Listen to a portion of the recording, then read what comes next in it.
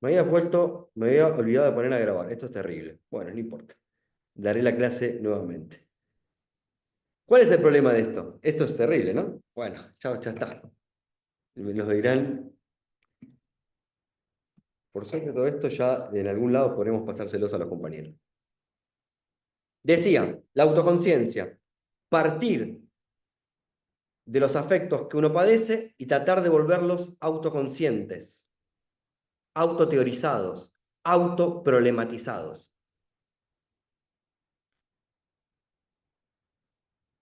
El problema es que toda conciencia tiene sus límites.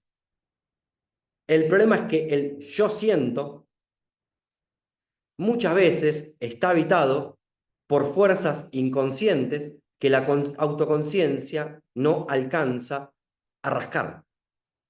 El problema entonces es no solo cuando la autoconciencia deviene autodiagnóstico, autovictimización, sino cuando la conciencia deviene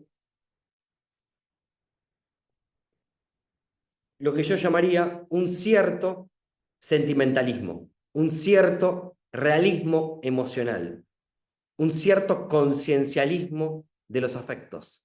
Llamo conciencialismo de los afectos a la percepción según la cual uno puede, por el trabajo de la razón, por el trabajo de la argumentación, por el trabajo de la socialización con otros, hacer autoconciencia de aquello que padece.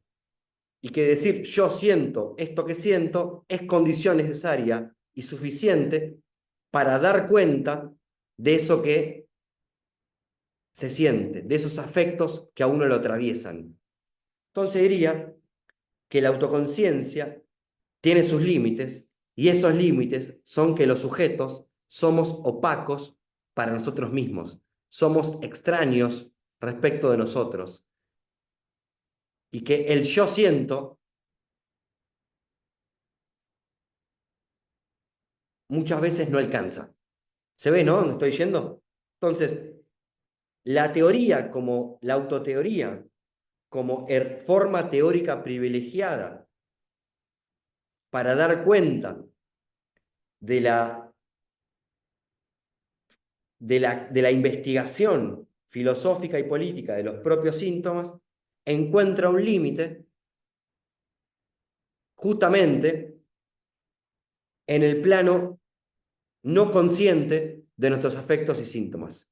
Y dicho para volver al anterior, en que nuestros síntomas son un tipo de pensamiento que no es consciente, un tipo de agencia que no es voluntaria y un tipo de afección que es más engorrosa, más venenosa y más extraña, lo que nuestra autoconciencia está dispuesta a asumir. Entonces, si la autoconciencia generaliza el yo siento como forma teórica privilegiada, la socialización afectiva como forma política prioritaria, mi impresión es que cada vez más hablamos de lo que sentimos y nada más. O dicho de otra forma, el problema no es que hablamos de lo que sentimos, el problema es que solo hablamos de lo que sentimos. Entonces tenemos dispositivos militantes, conversaciones entre amigos y toda la gran parte de la arena de la conversación pública tomada por una especie de realismo emocional en la cual se habla de lo que se siente. Y tenemos toda la conversación pública tomada por una especie de lenguaje terapéutico de personas dando cuenta de sus emociones, de sus afectos y siendo conscientes de sus emociones y sus afectos, primero, sin asumir argumentación contra esos afectos y sin ubicarse a sí mismo en el lugar donde uno, diría un psicoanalista malvado, está barrado. Entonces, ¿es lo inconsciente? ¿Son nuestros síntomas el límite de nuestra autoconciencia en la medida en que no somos autotransparentes y autoconvincentes para nosotros mismos? Entonces, la autoconciencia y la autoteoría nos alcanzan para dar cuenta y para investigar el modo en que el modo en que nos estamos transformando en esos espantosos bichos kafkianos? ¿Se entiende, no? Donde estoy orientando la conversación.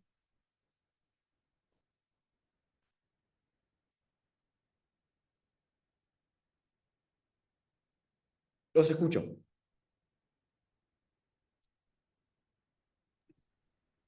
Te pusiste más lacaniano. Sí, me puse más lacaniano a lo último, sí. Lo cual no está mal a veces. Un poco.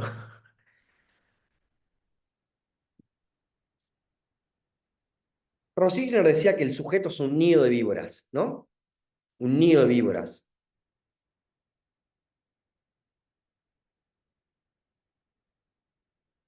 La pregunta es si la filosofía del yo es la metodología de investigación adecuada para dar cuenta del nido de víbora que nos constituye, para dar cuenta de todo aquello que nuestros síntomas hace sistema con el sistema productor de malestar. ¿Cuáles son los límites borrosos, pantanosos de la autoconciencia?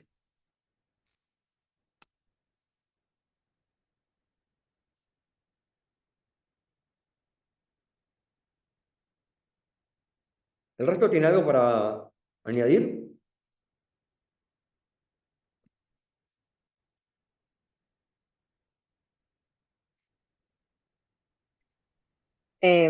No, lo que tengo para añadir está muy en borrador, em, porque además, mientras que lo pensaba, me estoy preguntando si justamente lo que me molesta no es parte del bicho en el que estoy convertida, pero, pero tiene que ver eh, con una incomodidad que vengo teniendo en espacios de laburo, que bueno, sí, o sea, laburo en salud pública y como también en docencia en el marco de salud pública. Pero hay algo como de, estamos hablando de esas prácticas que hacen a lo que hacemos, y de golpe ya no estoy hablando más de eso que hacemos, sino de qué siente la compañera sobre eso que está haciendo. Estoy manejando un nivel de agotamiento fatal, porque siento que es esto que vos decías, ¿no? Como que nunca llegamos a despejar el cómo se siente sobre lo que está haciendo para poder hablar de lo que está haciendo. Y cómo tocamos eso y mejoramos eso que está haciendo, que son básicamente prácticas asistenciales en salud pública. Eh, ¿Por qué? Porque nos quedamos en cómo se están sintiendo y es algo que a mí me está frustrando cada vez más y de nuevo, un poco es porque no está bueno que esté pasando eso, otro poco es porque el bicho en el que estoy convertida, me imagino.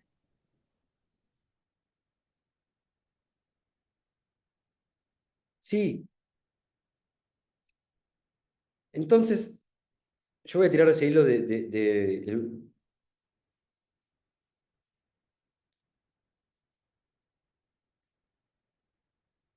Mi impresión entonces es que si asumimos la materia extraña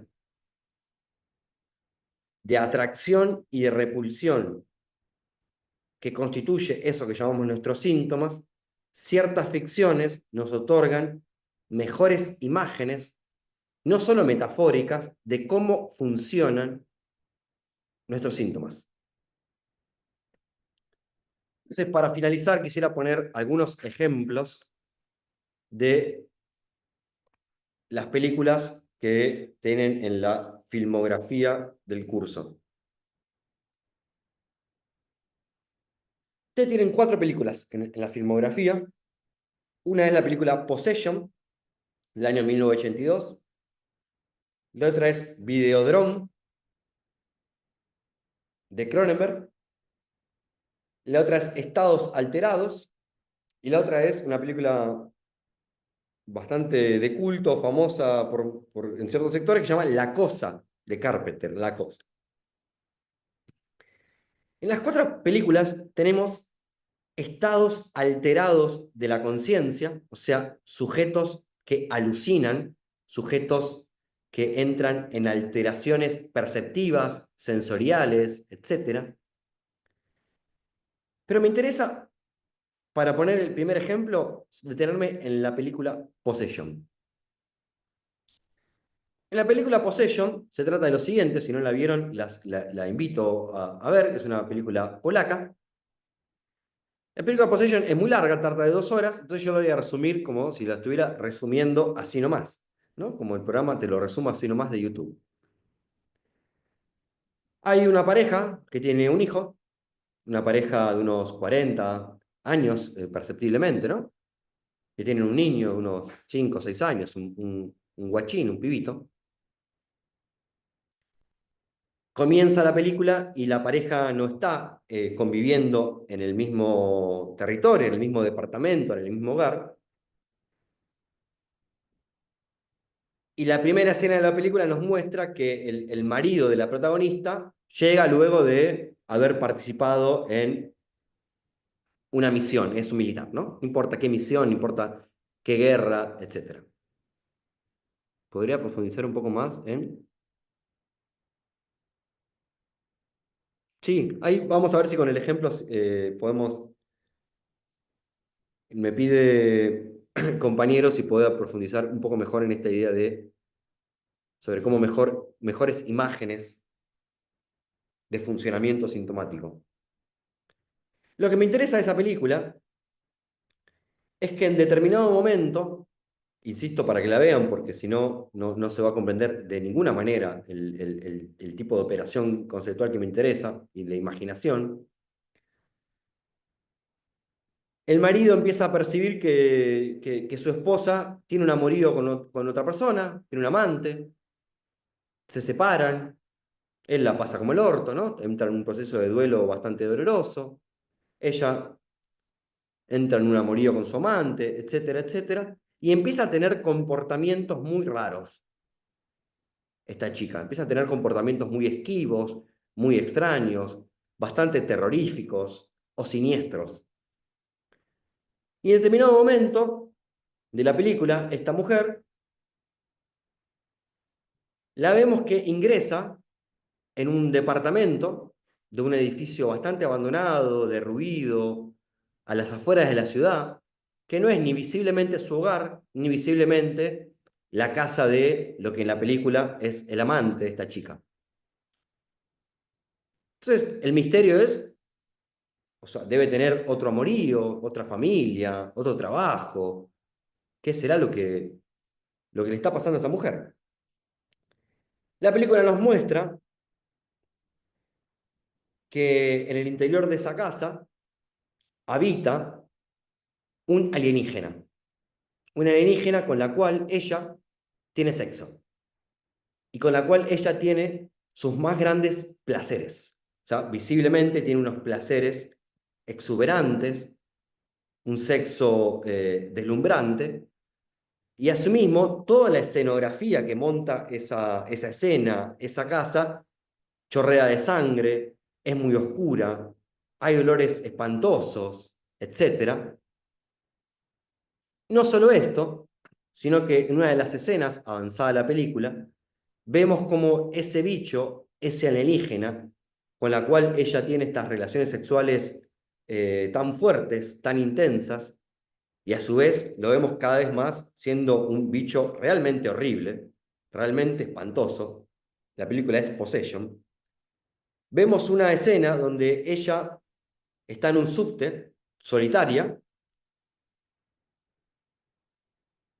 y empieza a gritar de forma atormentada, desesperante, ensordecedora. Le empieza a salir baba por la boca, parece rabiosa, y pare visiblemente al monstruo, al alienígena, al bicho con el cual en las escenas anteriores y posteriores tiene relaciones sexuales. Se sigue, ¿no? El tipo de... cómo es más o menos la trama de la película, no se las quiero espolear demasiado.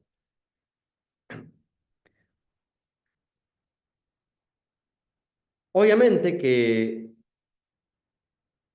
la relación con su esposo se modifica radicalmente, la relación con el niño y con el infante y sus relaciones de cuidado se modifican de forma abrupta, y también con su amante. Y cada vez más vemos a esta mujer pasar días, pasar horas en esta casa habitada por una alienígena con la cual ella sufre sus grandes dolores y sus grandes placeres. Y no puede parar de ir a tener esos encuentros, esos contactos, mezcla de atracción y de repulsión, de satisfacción y asco, de placer y de dolor. Esto lo lleva a separarse, la lleva a enloquecer, la lleva a cometer asesinato, la lleva a olvidarse de su niño, etc. Esa es toda la trama en la cual la película se vuelve más siniestra, más terrorífica, donde el vínculo de simbiosis con esta alienígena empieza a separarla a ella de sus vínculos, sea los vínculos, vamos a decirlo así, de la familia heteropatriarcal normal, tipo su papá, su hijo y su marido, etcétera, muy tradicional la película en ese sentido, y también de su amante, etcétera, etcétera. ¿Qué me interesa de todo esto? Uno podría hacer una lectura muy mala de todo esto, pero a mí no me interesa si, si es una pareja heterosexual o no lo es, si ella tiene amante o no lo tiene amante, ese tipo de cosas. Podemos hacer una lectura ideológica al respecto. Pero me interesa detenerme en el tipo de vínculo que tiene ella con ese alienígena y con ese monstruo y con ese bicho. Con esa posesión que sale de su propio cuerpo, que sale de su interior, o sea, que la pare ella y la pare con mucho dolor y con una entidad con la cual tiene sus grandes goces y sus grandes dolencias, que la lleva a la locura y también con la cual transita sus placeres más desagradables, más paradójicos, pero también los más profundos y desesperantes. Mi invitación es justamente a que pensemos eso que llamamos síntomas como el vínculo que tiene la protagonista de Possession con ese alienígena. ¿Qué son nuestros síntomas? Sino un territorio extraño, un territorio alienígena en el sentido de radicalmente otro a nosotros, radicalmente otro a nuestra conciencia, radicalmente otro a nuestro pensamiento racional, a nuestra voluntad. Si uno revisa la etimología de la palabra alien y alienígena es lo radicalmente otro, lo extraño, lo extranjero. Entonces, pensar justamente el síntoma como esa imagen, mucho más ambigua, mucho más extraña, espeluznante u horrorosa. Esto es el síntoma no como algo que nos buenifica, como algo de lo cual uno podría estar orgulloso, con lo cual uno podría componer con otros, sino el síntoma como aquello que muchas veces nos aleja de los otros, nos separa de los otros, pero también como aquello con lo cual tenemos o por lo cual atravesamos nuestras heridas, nuestras cicatrices, nuestras grandes aflicciones y dolencias, lo cual incluso nos puede llevar a cierta forma de locura, pero lo cual uno tiene la intimidad de unas formas de placer muy paradójicas, muy extrañas y muchas veces desagradables. Invito entonces a que pensemos el síntoma justamente como el bicho de Possession, no el bicho de Possession como una metáfora del síntoma, sino que cómo funciona un síntoma, sino como el vínculo que tiene la protagonista de Possession con ese alienígena. ¿Se entiende el tipo de imagen a la cual me gustaría que vayamos? El tipo de imaginación a la cual me gustaría orientar nuestros encuentros.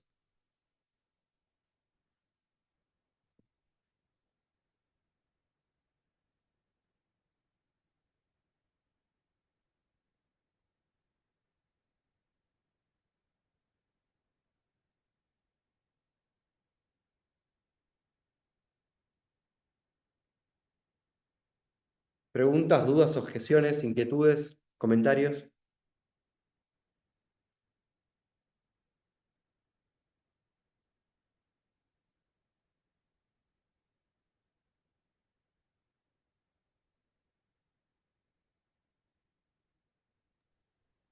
A mí se me ocurre cuando decís no como metáfora, digamos, no pensarlo como metáfora, ¿por qué la aclaración?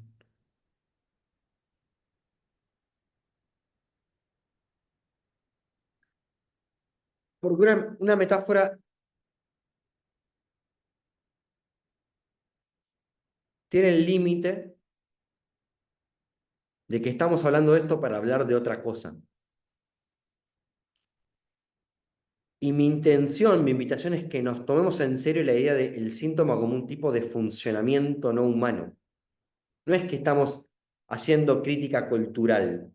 Entonces estamos diciendo, bueno, el terror nos permite pensar los demonios que nos habitan. El terror nos permite pensar en cómo uno se vuelve un monstruo para otros y para sí mismo. O el terror nos permite pensar que estamos habitados por fuerzas malignas, descontrolables, etcétera. Sino que de ver si nos podemos tomar en serio la idea según la cual el síntoma es un tipo de saber, de agencia y de afecto extraño y no humano. Si lo humano se define por la conciencia, por la argumentación, por la voluntad, por la intención, y como dirían las teóricas del giro afectivo, por la autonarración sentimental de uno mismo. Entonces, pensar esas imágenes como un tipo de funcionamiento, no como una metáfora cultural para hablar del capitalismo o de otra cosa, sino de que así funciona un síntoma. Fíjense en Videodrome.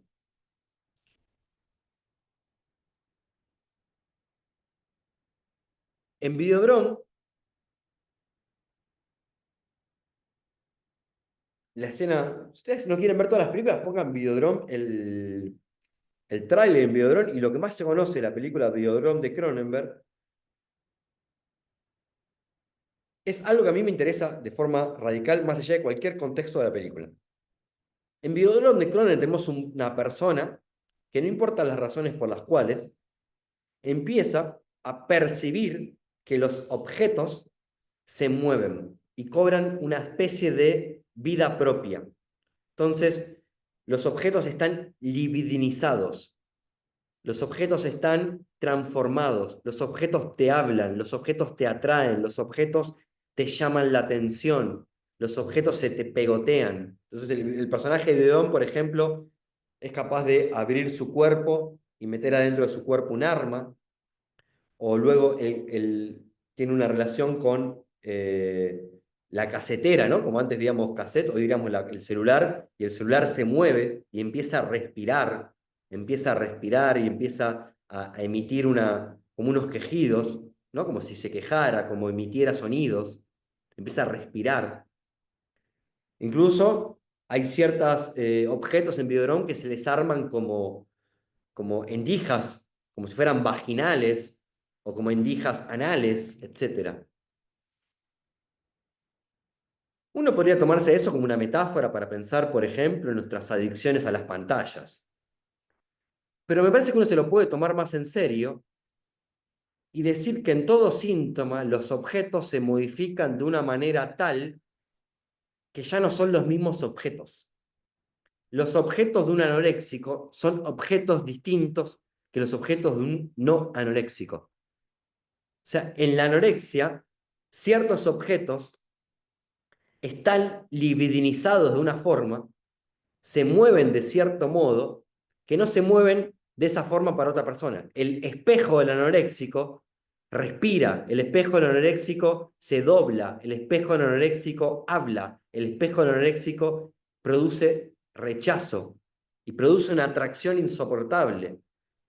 El asco de la comida en la anorexia es el asco no solo de no comer en ciertas anorexias, porque ideales de belleza y de imperativos de delgadez, sino como si la comida estuviera repleta de organismos infecciosos, como si habitaran larvas, como si habitaran sustancias incomprensibles. Lo voy a decir muy mal. Yo pasé por anorexia durante muchos años y no hay nada que me diera más asco que el aceite. como si estuviera repleta de insectos, como si el espesor del aceite no fuera el espesor del aceite como para cualquier otra persona el espesor del aceite. ¿Se ve, no? A lo que voy. Entonces, en Videodrome los objetos tiemblan, en Videodrome los objetos cobran vida, en Videodrome los objetos te atraen y a su vez son terroríficos. En Videodrome los objetos son una mejor imagen de cómo funciona un objeto libidinizado sintomáticamente, un objeto revestido de afecto, un objeto revestido de emoción. Sara me decía, las emociones están impregnadas en las cosas, las emociones están pegoteadas a las cosas, no en el interior de las personas. Entonces, segunda orientación, pensar la relación sintomática en relación a ciertos objetos como una relación de atracción y de aterramiento, de sexualización en sentido amplio de ciertos objetos, pero también como de singularización, porque por qué esos objetos y no otros dependerá del síntoma y los casos derivados de ese síntoma. Entonces, el tipo de estética de los objetos que pone en escena el terror de las cosas y de la tembladura animista en Videodrome es quizás una mejor imagen para pensar cómo funcionan los síntomas y su relación con los objetos que decir yo soy consciente de estos síntomas y mis objetos preferidos son tal cosa o mis objetos que yo rechazo son tal otros. ¿Se sigue a donde estoy yendo?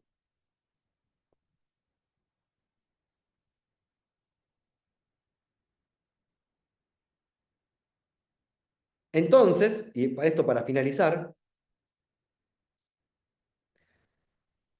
partimos de la idea de que nuestros síntomas son un territorio de investigación. Y esto quiere decir tres cosas.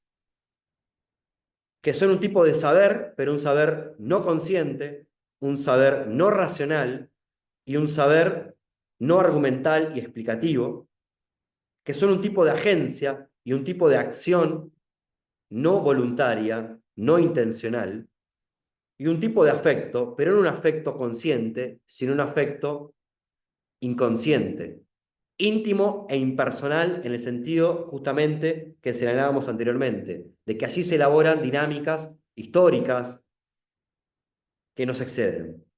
Decíamos también que Deleuze nos enseñó que el síntoma es el territorio de encuentro entre los clínicos, los militantes, los teóricos y los artistas, y que durante muchos años la política del malestar fue el modo en que ese encuentro se metabolizó, se llevó adelante.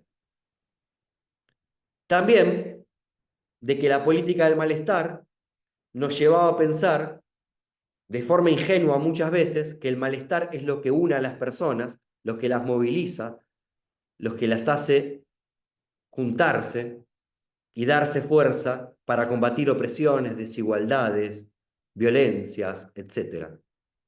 Pero también decíamos que muchas veces esos mismos síntomas son lo que resquebraja, lo que dinamita lo colectivo, lo que empioja situaciones, lo que nos ensimisma y nos aísla, y lo que nos hace dañarnos a nosotros y a los otros.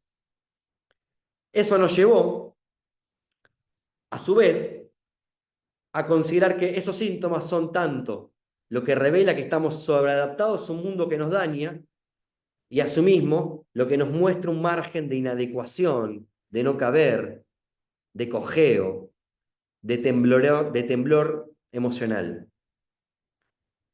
Y la pregunta que nos hicimos es si la autoteoría, como forma filosófica privilegiada, que es el parangón a la literatura del yo, es la forma más adecuada para dar cuenta de la opacidad, de la extrañeza, de la ambigüedad, de las paradojas de esos síntomas y afectos.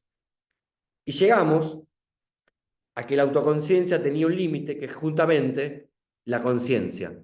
o dicho de otra forma, la comprensión conciencialista de los sentimientos, en la cual uno dice, yo siento y puedo dar cuenta de esos sentimientos. La invitación entonces fue ir hacia la ficción o empezar a ir hacia cierta ficción extraña y de terror para buscar un lenguaje, una imaginación que no nos buenifique los síntomas y que los vuelva más extraños para nosotros mismos, no menos extraños, más monstruosos y no menos monstruosos, más bichosos y no menos bichosos. Porque, como dijimos, y con esto terminamos, que parte fundamental de nuestras prácticas es una economía política del malestar que combate la opresión, pero también una economía libidinal que nos hace estar enganchados de formas que no entendemos y no sabemos pensar. Quizás el territorio del terror, de la ficción extraña, de lo raro y lo espeluznante, dirá Fisher, nos ayude a adentrar en todo aquello de los síntomas que los vuelve venenosos, pantanosos, insoportables, pero aún así, y ese es el misterio, atrayentes. Aún así, una fuente de placer y de dolor. En el encuentro que viene, vamos a hacer la última parada finalmente en Fisher y seguiremos al respecto. Insisto, como siempre, que vean las películas para tener una mejor comprensión de todo esto. Nos vemos el martes que viene a la misma hora, ¿les parece? Dale, Gracias, perfecto. Emi. Nos Dale. vemos. Chao, chao.